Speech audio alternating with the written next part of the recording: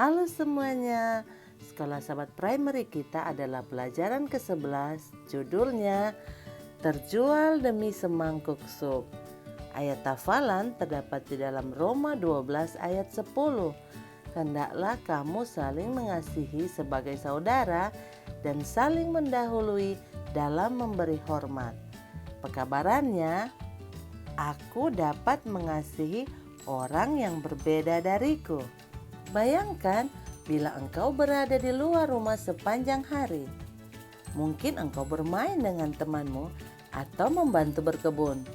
Engkau masuk ke dalam rumah dan mencium bau masakan yang lezat. Seseorang sedang memasak di dapur. Tiba-tiba engkau merasa lapar. Itulah yang dirasakan Esau suatu hari. Ishak dan Ribka telah menikah dengan bahagia selama 20 tahun. Ribka senang mengingat hari di mana ia bertemu dengan seorang asing di sumur. Dia menawarkan untuk memberi minum unta-unta itu, dan sejak itu hidupnya berubah total. Ishak senang memandang wajah istrinya yang cantik. Dia memuji Tuhan karena telah membawa wanita itu dari jauh untuknya. Ribka dan Ishak saling mengasihi, tetapi sesuatu telah hilang dalam kehidupan mereka. Ribka tidak bisa mempunyai anak. Hal itu membuatnya sedih. Ishak tahu tentang janji Allah kepada Abraham ayahnya. Allah telah memberitahukan Abraham bahwa keluarganya akan menjadi suatu bangsa yang besar.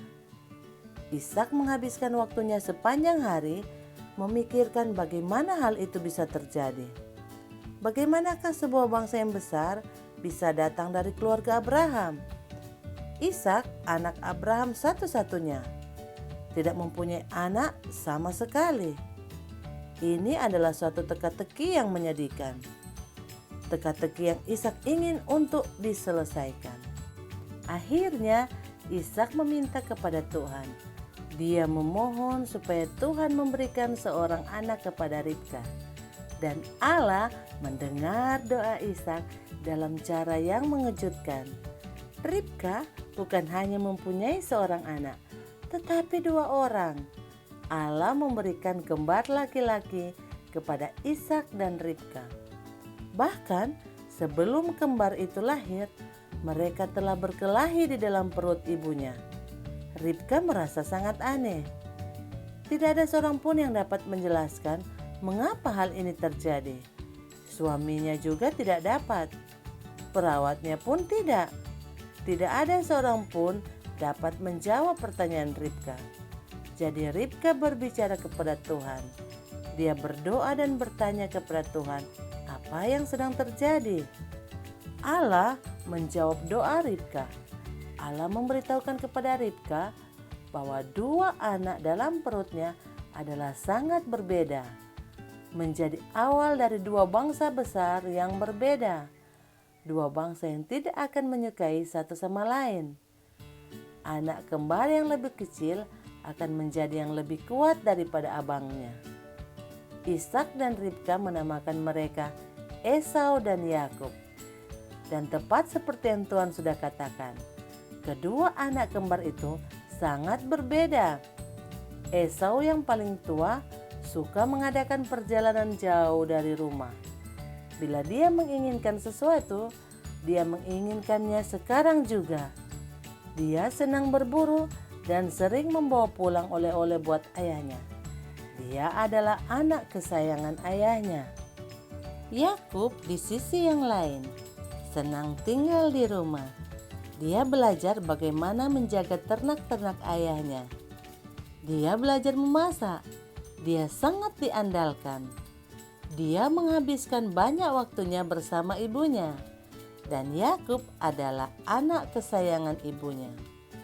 Suatu hari, Esau pulang ke rumah sehabis berburu. Dia sangat lapar dan dia mencium bau masakan yang lezat.